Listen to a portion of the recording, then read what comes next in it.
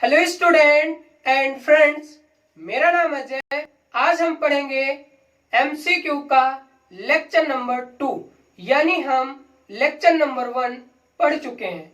अगर आप लोग लेक्चर नंबर 1 अगर नहीं देखे हो तो इस वीडियो के डिस्क्रिप्शन लिंक में जा करके लेक्चर नंबर 1 देख सकते हो। तो हमारा टॉपिक है फंडामेंटल ऑफ इलेक्ट्रिसिटी। हम स्टार्ट करते हैं क्वेश्चन नंबर 7, यानी हम 1 से लेकर के 6 नंबर तक के क्वेश्चन को सॉल्व कर चुके हैं। तो हम एक बार फिर से रिपीट करते हैं कि एमसीक्यू का मतलब होता है मल्टीपल चॉइस क्वेश्चन। तो इस वीडियो को आप पूरा देखना, 100% श्योर है आपको कुछ नया सीखने को मिलेगा। तो स्टार्ट करते हैं।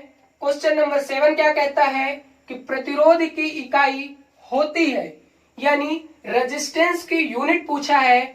पहला ऑप्शन है महो, दूसरा ऑप्शन है वोल्ट, तीसरा ऑप्शन है ओम, चौथा ऑप्शन है एम्पियर। तो हम डायरेक्ट नहीं करेंगे कि प्रतिरोध की यूनिट ओम होती है, टिक मार दिए बस। हम थोड़ा सा और क्वेश्चन इसमें देखेंगे कि क्या क्या क्वेश्चन बन सकते हैं। तो सबसे पहले तो हम जान लेते हैं कि प्रतिरोध होता क्या है। थोड़ा सा हम व्याख्या लिख लेते हैं तो आपको समझ में आसानी होगी। प्रतिरोध क्या होता है वो हम आपको बता दें कि विद्युत धारा में बाधा उत्पन्न करने वाले को हम क्या बोलते हैं, प्रतिरोध। सिंपल है, क्या बोलते हैं कि विद्युत धारा में, शॉर्ट में लिख रहा हूं, विद्युत धारा में बाधा उत्पन्न करने वाले को क्या बोलते हैं, प्रतिरोध। यानी इंग्लिश में बोलो तो सिंपल है, अपोजिशन टू इलेक्ट्रिक करंट, तो क्या बोलते हैं, प्रतिरोध। अब मैं आपको यूनिट बता दूं कि यूनिट क्या है इसकी। यूनिट होती है ओम। यूनिट क्या होती है, ओम होती है।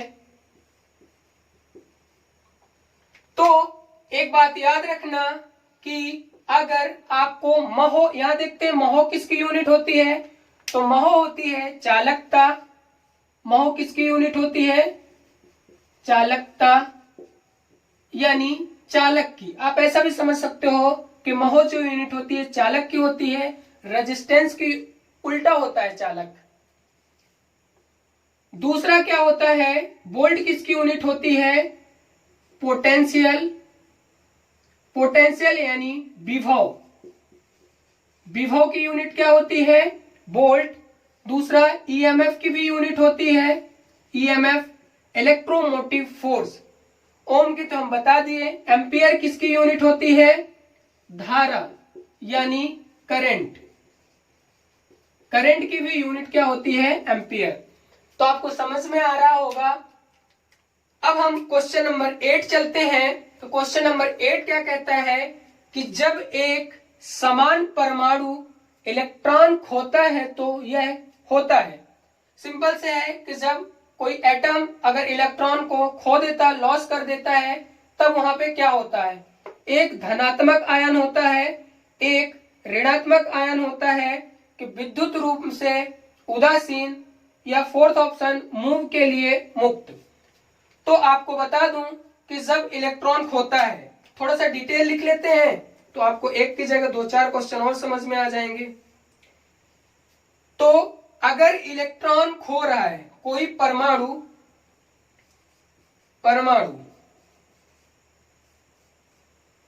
में अगर क्या है, कोई इलेक्ट्रॉन खोता है,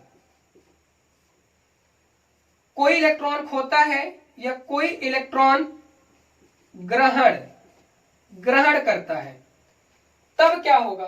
तो याद रखना, अगर कोई इलेक्ट्रॉन खो देता है तो वहां पे हो जाएगा, अगर खो दिया मतलब दे दिया तो क्या हो जाएगा, धनात्मक। अगर वो ग्रहण कर लिया तो क्या हो जाएगा, ऋणात्मक। अगर वो ना तो खोया, ना तो इलेक्ट्रॉन को ना तो खोया, यहां पे ऐसा लिख लेते हैं, इलेक्ट्रॉन को ना तो खोया और ना ही ग्रहण किया, तब क्या होगा, उस टाइम क्या हो जाएगा, उदासीन।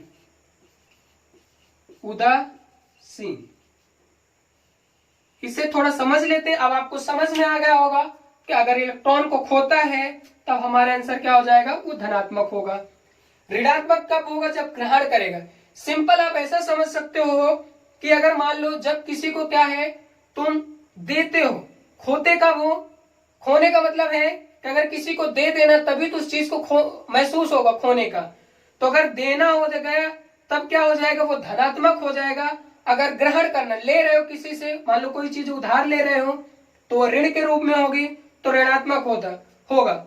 ना तो आप खो रहे हो ना तो आप ग्रहण कर रहे हो, उस समय क्या हो जाएगा, उदासीन हो जाएगा। तो उम्मीद करता हूं कि ये समझ में आया होगा आपको।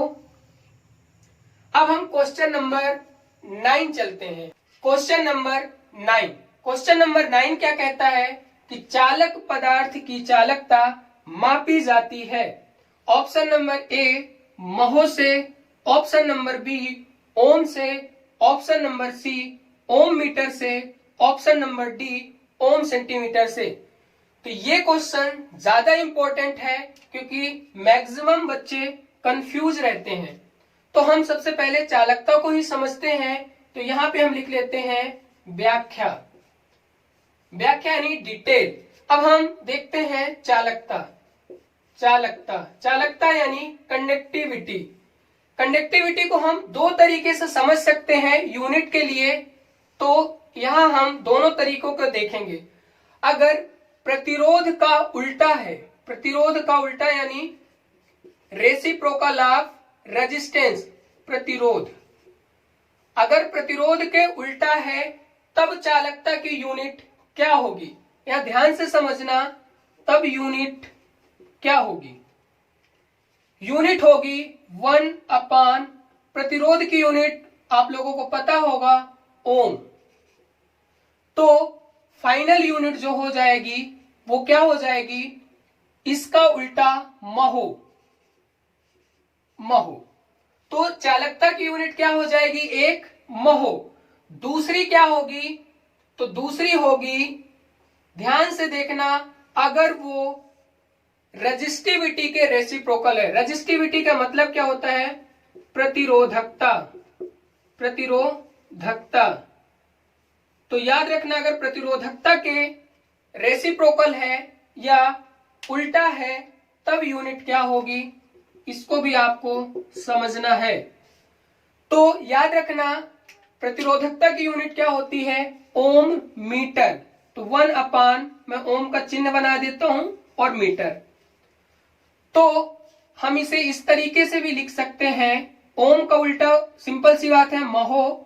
तो साइन महो का कुछ इस टाइप से होता है, यहां भी हम साइन बना देते हैं ये। तो महो, मीटर उस साइड जाएगा तो मीटर इनवर्स।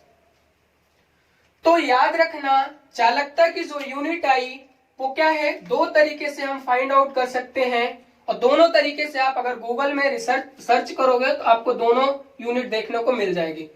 अब हमको सर लिखना कौन सी यूनिट है, तो अकॉर्डिंग टू ऑप्शन में क्या क्या दिया है उसके हिसाब से करेंगे। तो चालकता किससे मापी जाती है, महो से। तो इसका ऑप्शन क्या हो जाएगा, महो। ओम क्या हो जाएगा, रेजिस्टेंस की यूनिट। ओम मीटर किसकी यूनिट हो जाएगी, प्रतिरोधकता की यूनिट क्या हो जाएगी, ओम मीटर। ओम सेंटीमीटर ये एसआई यूनिट है, ये सीजीएस यूनिट है। सीजीएस यूनिट में ओम सेंटीमीटर। तो उम्मीद करता हूं कि ये आपको समझ में आया होगा। अब आप लोग कंफ्यूज नहीं होंगे। अब क्वेश्चन नंबर हम 10 चलते हैं। क्या कहता है कि 1 कूलाम आवेश खाली स्थान है के तुल्य होता है। तुल्य का मतलब बराबर होता है। तो ऑप्शन में लिखा है 6.25 इंटू 10 की पावर 16 इलेक्ट्रॉन। ये 625 इंटू 10 की पावर 16 इलेक्ट्रॉन। ये 62.5 इंटू 10 की पावर 16 इलेक्ट्रॉन। ये क्या है 0.625 इंटू 10⁻16 इलेक्ट्रॉन। तो इसमें सही क्या होगा तो वो देख लेते हैं। फिर उसी तरीके से व्याख्या, तो जो बुकों और किताबों में लिखा होता उसको पहले देख लेते हैं कि एक कूलाम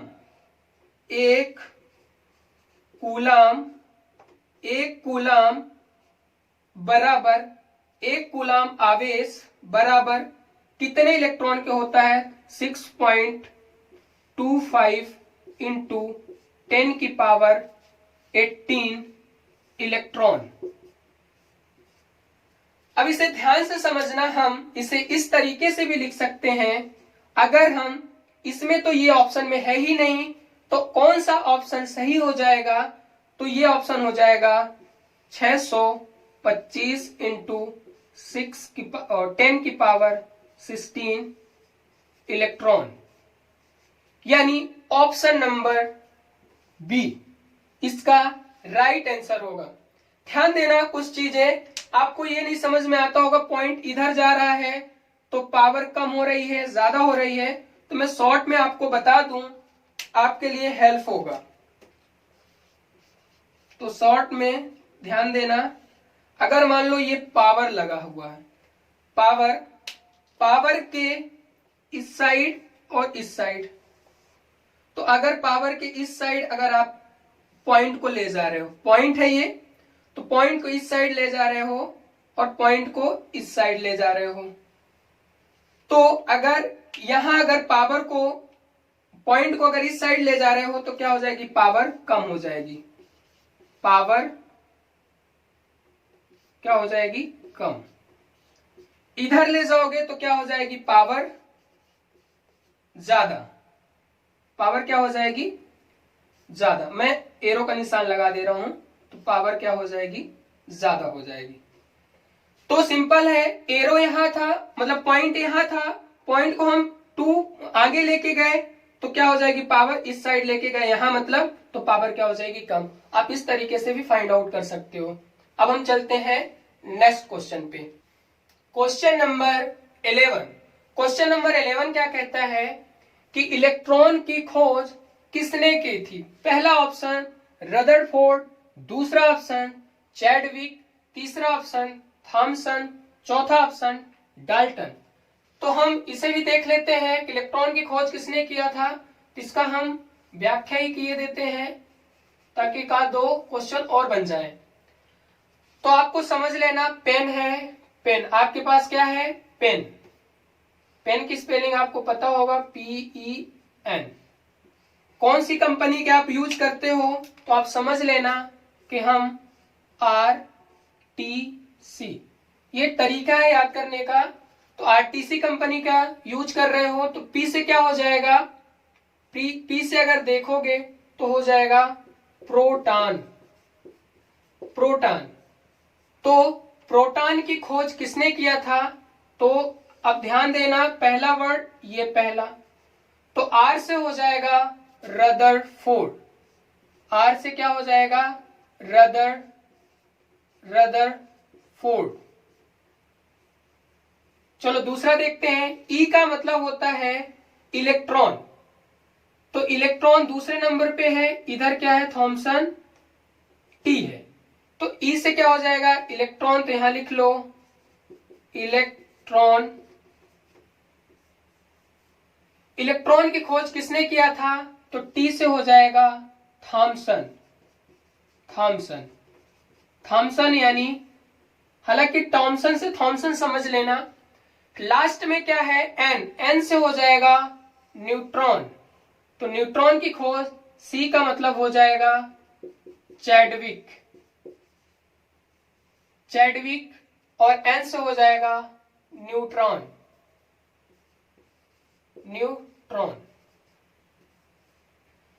ध्यान देना, इंपॉर्टेंट है, आपको सारी चीजें हो गया तो पता चल गया कि इलेक्ट्रॉन की खोज किसने किया था। तो इलेक्ट्रॉन की खोज किसने की थी,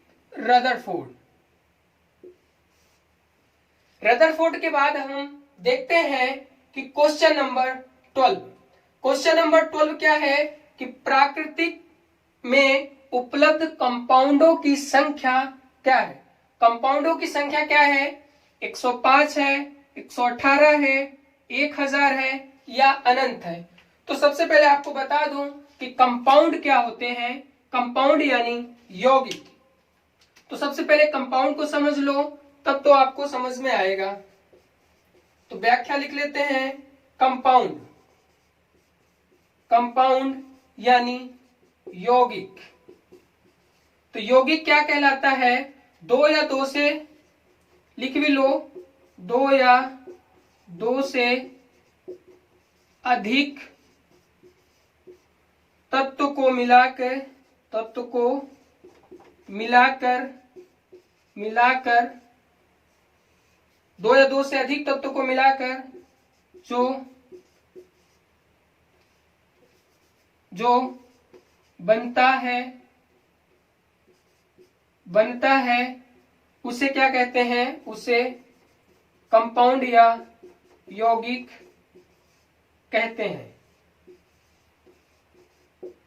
तो याद रखना, अगर वो संख्या पूछता है तो संख्या क्या हो जाएगा? अनंत, यानी इनफाइनाइट होता है।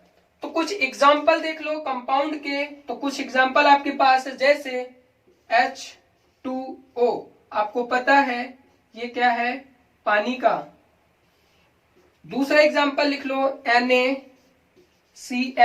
ये क्या है? नमक। ये तो कंपाउंड है।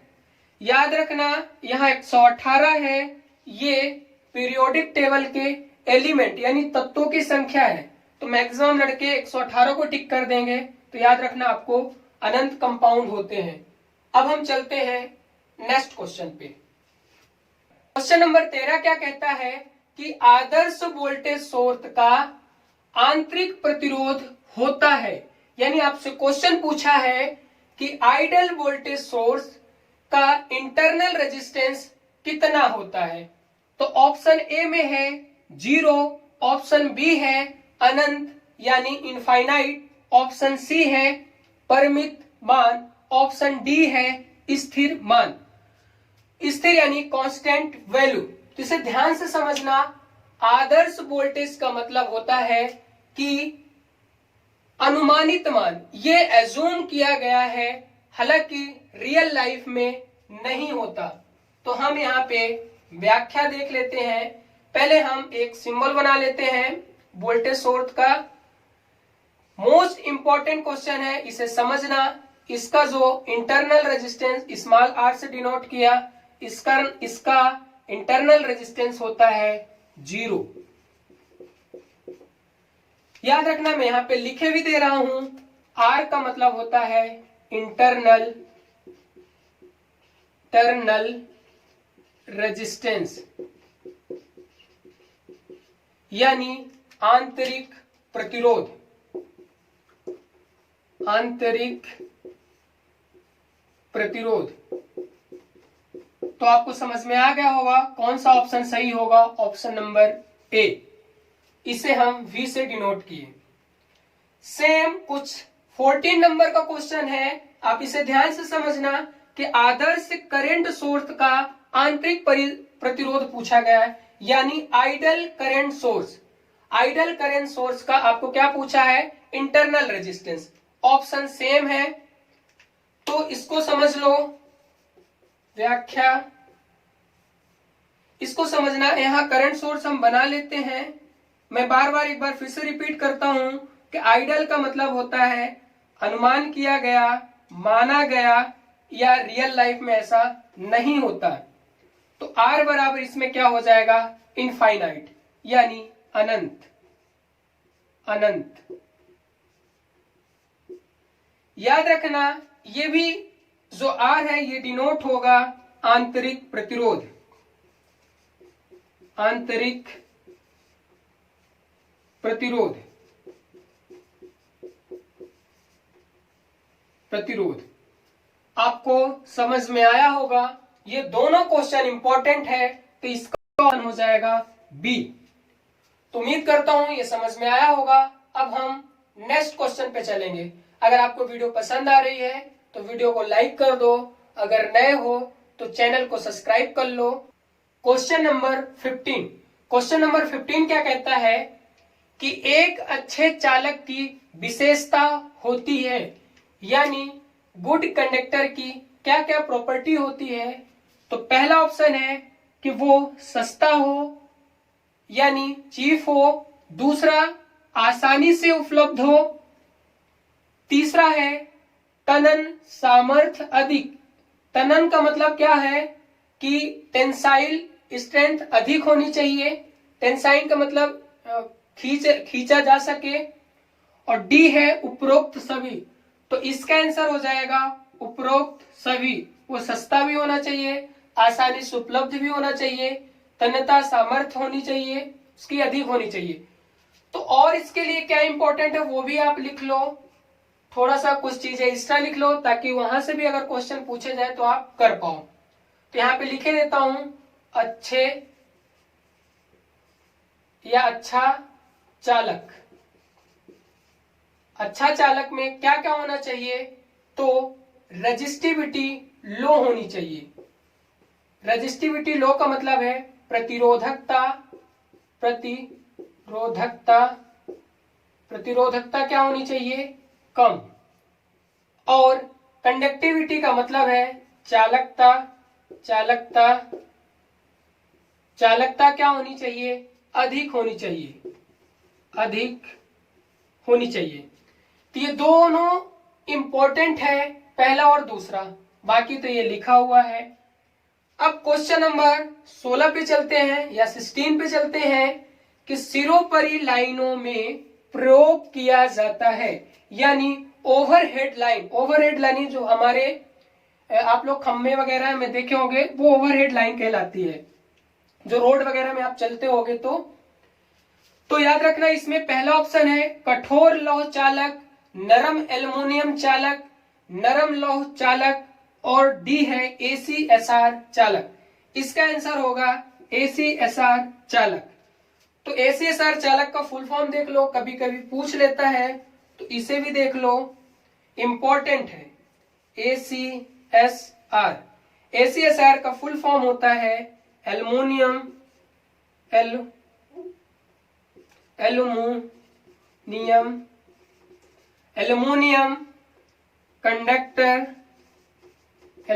कंडक्टर। एस का मतलब होता है स्टील रेनफोर्स्ड। इसका फुल है। दूसरी चीज इसकी क्या होनी चाहिए, इसकी कंडक्टिविटी हाई होती है। कंडक्टिविटी क्या होती है, हाई, यानी चालकता क्या होती है, हाई होती है, अच्छी होती है, मतलब अधिक होती है। ये क्या होता है, ये सस्ता भी होता है, यहां लिख सकते हो कि ये सस्ता भी होता है। तो ये है हमारे इंपॉर्टेंट क्वेश्चन। अब हम चलते हैं क्वेश्चन नंबर 17। क्वेश्चन नंबर 17 क्या कहता है कि विभवांतर मापन होता है, यानी पोटेंशियल डिफरेंस किस में मापा जाता है। पहला ऑप्शन अमीटर द्वारा मापा जाता है, कि ओम मीटर द्वारा मापा जाता है, कि वोल्ट मीटर द्वारा मापा जाता है, कि वॉट मीटर द्वारा मापा जाता है। हालांकि आपको बता दूं कि पोटेंशियल डिफरेंस के ऊपर हमारी एक पूरी वीडियो है, अगर आपने नहीं देखा तो इस वीडियो के डिस्क्रिप्शन लिंक पे मिल जाएगी, आप वहां से देख सकते हैं। तो हम समझते हैं कि विभवांतर किस में मापा जाता है, तो विभवांतर वोल्ट मीटर में मापा जाता है। और समझते हैं थोड़ा सा जो इंपॉर्टेंट है, हम एक एक चीज को लेके चलेंगे। तो विभवांतर हम वोल्ट मीटर से मापते हैं, वोल्ट मीटर कहां लगाया जाता है, तो ये इंपॉर्टेंट क्वेश्चन है कि वोल्ट मीटर परिपथ में, वोल्ट मीटर परिपथ में, परिपथ यानी सर्किट में, परिपथ यानी सर्किट में श्रेणी क्रम में लगाया जाता है कि समांतर क्रम में लगाया जाता है, तो इसमें लगाया जाता है समांतर क्रम। समांतर क्रम का यानी पैरेलल कनेक्शन। याद रखना वोल्ट मीटर अगर सर्किट में कैसे लगाओगे, समांतर क्रम में यानी पैरेलल कनेक्शन। तो यहां से भी समझ दो अमीटर के द्वारा क्या मेजरमेंट किया जाता है, तो अमीटर के द्वारा किया जाता है धारा यानी करंट। ध्यान देना, ओम मीटर के द्वारा रेजिस्टेंस को मेजर किया जाता है, रेजिस्टेंस या प्रतिरोध। वोल्ट मीटर तो हमने आपको बता ही दिया, वॉट मीटर के द्वारा मेजर किया जाता है पावर, पावर को मेजर किया जाता है। तो अब हम चलते हैं 18 में। यह भी इंपॉर्टेंट है कि करंट मापा जाता है। करंट किस में मापा जाता है? वॉट में मापा जाता है, वोल्ट में मापा जाता है, फैरेड में मापा जाता है कि एम्पियर में मापा जाता है, यानी ये यूनिट दी हुई है। तो इसका भी थोड़ा सा इंपॉर्टेंट लिख लो। ये भी इंपॉर्टेंट है कि जो करंट की यूनिट होती है, करंट की जो करंट यानी धारा, इसकी जो यूनिट होती है, तो यूनिट होती है आपकी एम्पियर।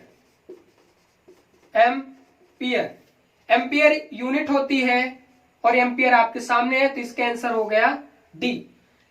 ऐसा कौन सा इक्विपमेंट, जैसे ऊपर वाले क्वेश्चन में देखा था, ये इक्विपमेंट है यानी उपकरण है मापने के लिए। अगर बात करें तो इसमें करंट को मापने के लिए कौन सा उपकरण यूज किया जाता है, तो उपकरण का नाम लिख लो, उपकरण। आप ऊपर लिखा भी है अमीटर। क्या लिखा है? अमीटर। और अमीटर परिपथ में कैसे लगाया जाता है ये भी आप लोग जान लो। परिपथ यानी सर्किट, मैं यहां पे शॉर्ट में लिख रहा हूं सर्किट, आप समझ लेना परिपथ ही लिखा हुआ है। कैसा लगाया जाता है, तो श्रेणी क्रम में लगाया जाता है, श्रेणी क्रम यानी सीरीज में। तो वॉट किसकी यूनिट होती है, तो वॉट होती है, पावर की यूनिट क्या होती है, वॉट होती है। पावर की यूनिट क्या होती है, वॉट होती है। और वोल्ट किसकी यूनिट होती है, पोटेंशियल। पोटेंशियल यानी वोल्टेज या विभव। फैरेड किसकी यूनिट होती है, तो कैपेसिटर। कैपेसिटर, कैपेसिटर यानी कैपेसिटर की यूनिट क्या होती है, फैरेड होती है। तो हम यहां अच्छे से देखे हैं, आपको बता भी दिया। अब हम चलते हैं नेक्स्ट क्वेश्चन। वीडियो पसंद आ रही है तो जरूर लाइक कर दो। Question number 19। क्वेश्चन नंबर 19 क्या कहता है कि तांबे का आपेक्षिक घनत्व होता है, यानी कॉपर का रिलेटिव डेंसिटी पूछा है। तो ऑप्शन नंबर ए पे है 8.9, option number B 7.8, option number C 10.5, option number D 13.6। तो सबसे पहले हम समझते हैं कि रिलेटिव डेंसिटी या अपेक्षित घनत्व क्या है। तो यहां मैं लिखे देता हूं व्याख्या। अब हम समझते हैं अपेक्षित घनत्व। सिंपल सी डिफिनेशन लिखाई दे रहा हूं कि वस्तु का घनत्व, वस्तु का घनत्व, वस्तु का घनत्व बटे 4 डिग्री सेल्सियस पानी, 4 डिग्री सेल्सियस पानी का घनत्व। यानी आपेक्षिक घनत्व वो चीज होती है या रिलेटिव डेंसिटी कि वस्तु का घनत्व तथा 4 डिग्री सेल्सियस पानी के घनत्व का अनुपात ही आपेक्षिक घनत्व कहलाती है। याद रखना, इसकी कोई इकाई नहीं होती, इसकी यूनिट नहीं होती, यूनिट नहीं होती या मात्रक नहीं होता, मात्रक नहीं होता।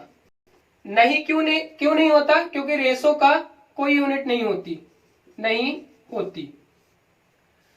तो इसका कॉपर का पूछा है, तो कॉपर का रिलेटिव डेंसिटी क्या है 8.9। यहां लिखे दे रहे हैं कि कॉपर की जो है Cu, कॉपर की जो यूनिट होती रिलेटिव डेंसिटी 8.9, इसके बाद जो 7.8 है वो किसकी है, वो है सिल्वर, सॉरी यहां पे है ये स्टील की, स्टील यानी इस्पात। इसके बाद है ये है 10.5 जो होती है सिल्वर, सिल्वर की होती है यानी चांदी, चांदी और इस्पात। इसके बाद है डी जो है 13.6, ये होता है लेड या पारा, किसकी होती है, पारा, ये आपको पता होगा सिल्वर यानी चांदी। अब ध्यान देना क्वेश्चन नंबर 20, ये न्यूमेरिकल टाइप क्वेश्चन है, इसे ध्यान से करना। ये क्या है कि एक बैटरी 100 वोल्ट के विभवांतर पर 500 जूल का कार्य कर रही है। इस अवस्था में बैटरी कितना आवेश की मात्रा प्रदान कर सकती है। क्वेश्चन क्या कहता है, क्वेश्चन ये बोल रहा है कि जो बैटरी है 100 वोल्ट का है और जो कार्य किया जा रहा है वो 500 जूल है, तो उसमें जो चार्ज की मात्रा होगी यानी आवेश कितना होगा वो आपको निकालना है। तो आपको मैं वोल्टेज वाले टॉपिक में पढ़ा चुका हूं कि वोल्टेज का मतलब क्या होता है। यहाँ पे लिखना, मैं उत्तर लिखे दे रहा हूं यानी इसका आंसर। आंसर वोल्टेज बराबर होता क्या है, तो वोल्टेज बराबर हो जाएगा किया गया कार्य अपान आवेश यानी Q। ये वोल्टेज का है फॉर्मूला, यहां से आप Q निकाल लोगे तो Q बराबर हो जाएगा, ये भी इधर आ जाएगा तो W अपान V। आपको पता होगा कि यहाँ पे जो W है वो कितना है 500 जूल, तो यहाँ पे 500, यहाँ पे जूल है तो जूल लिख लो, और वोल्टेज है कितना 100, तो 100 वोल्ट। तो यहां पे कट कर दोगे तो कट करने के बाद इसका जो आंसर आ जाएगा, आंसर हो जाएगा कितना, आंसर हो जाएगा 5 जूल, 5 कूलम मतलब जूल पर वोल्ट, तो 5 जूल पर वोल्ट, और जूल पर वोल्ट बराबर ही होता है कूलम, ये भी हमने पढ़ा दिया हूं कूलम। तो यहां पे आंसर जो आया है, आंसर में यहां पे मार्क करता हूं, ये हो जाएगा option number B, option number B. ध्यान देना ये जो है ये वोल्टेज को डिनोट करेगी, तो यहां पे लिखे दे रहा हूं कि यहाँ पे वोल्टेज को Q चार्ज को डिनोट करेगी, W किया गया कार्य। उम्मीद करता हूं कि वीडियो पूरी समझ में आई होगी। अगर आप नए हो तो एक बार मैं फिर से बोल दे रहा हूं कि चैनल को सब्सक्राइब कर लो, अगर पुराने हो तो वीडियो वगैरह को लाइक कर दो। तो वीडियो को देखने के लिए धन्यवाद।